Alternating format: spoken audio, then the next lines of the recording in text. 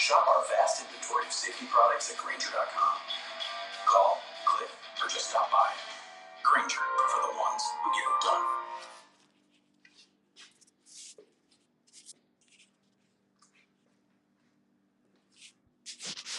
Alright, Sam plugs it in. Perfect. We'll start the car. I need to tap to begin the scan.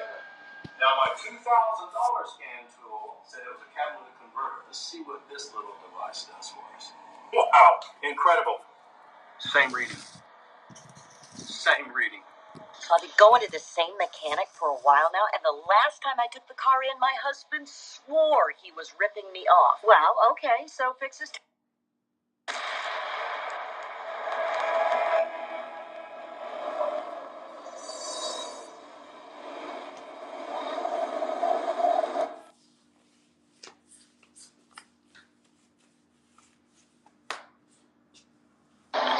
This is Mr. Biggs from Stutz Racing. Thank you for tuning in today.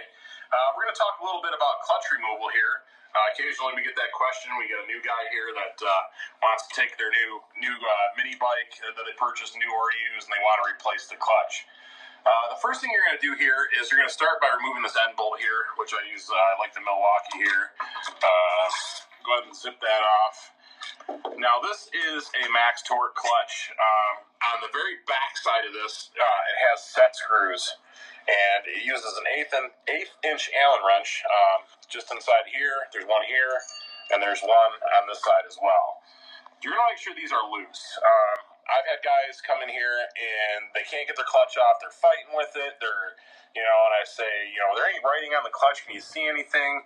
And they go, yeah, it says max torque on it. Instantly, I know that 99% of the time, they got this front bolt off here, and they don't have these loose on the back. So if you have a max torque, or if you're not sure, just double check and make sure that these back ones, they're loose, because that'll hold the clutch on there.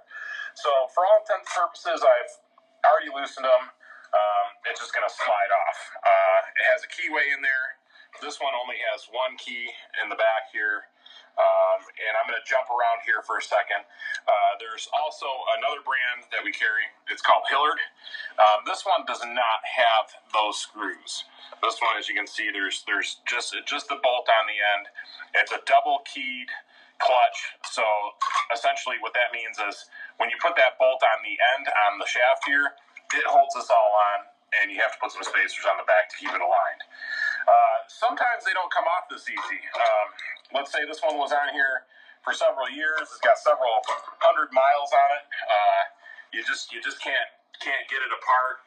You have to resort to kind of some more beefy tools. So, this one here is just a regular, good old drop forged, puller. You put the puller on, kind of similar to this right here. I'll show you guys how this goes on. More or less, do it like this, and tighten it down, and then this will pull the clutch off. Now, I've seen guys do that with this tool here, and they can't get it off. And what happens is they start breaking the clutch apart. They'll actually start bending it. I've seen them actually pull off this hub. Sometimes they're just that stuck. I mean, it's just the reality of it. You're going to have to spend a little time, apply a little bit of heat. Me personally, I've had that happen.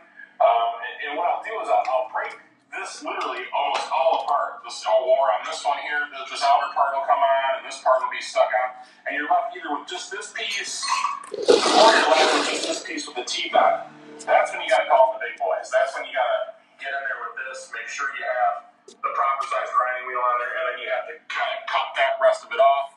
And then what I use is a flat punch, or a punch that can get in there and split that collar apart.